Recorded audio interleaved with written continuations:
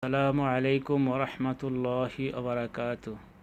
شهر رمضان الذي أنزل فيه القرآن هدى للناس وبينات من الهدى والفرقان. প্রিয় উপস্থিতি, এই মাসে আল্লাহ রাব্বুল আলামিন পবিত্র রমজান মাসে রোজাকে ফরজ করেছেন। এই মাস হচ্ছে আত্মশুদ্ধির মাস। এই মাস হচ্ছে নিজেকে নিজে সংশোধন করার মাস। এই মাস হচ্ছে ইবাদতের মাস।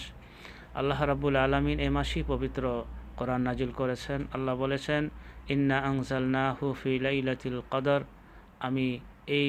নিশ্চয়ই আমি কোরআনকে কদর রজনীতে আমি নাজিল করেছি।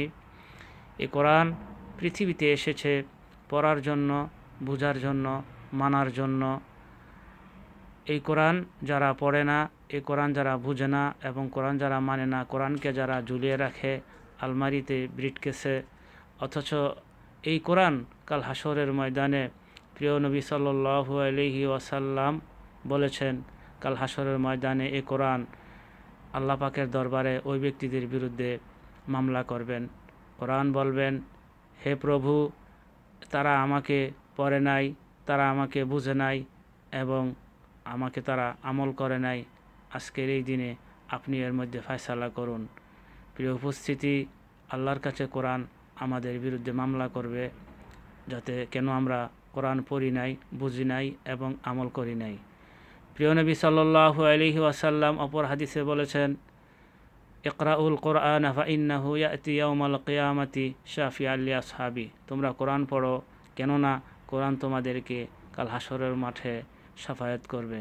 প্রিয় উপস্থিতি, প্রিয় নবী সাল্লাল্লাহু আলাইহি ওয়াসাল্লাম আরও ইরশাদ করেন, ইকরাউল কোরআন ওয়ালা তাকুলু বিহি, তোমরা কোরআন পড়ো, কোরআনকে তোমরা জীবিকা নির্বাহের মাধ্যম বানিও না, অর্থাৎ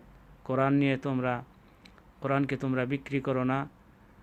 আল্লাহ রাব্বুল আলামিন আমাদের সকলকে এই কথাগুলো বুঝার, মানার তৌফিক দিন।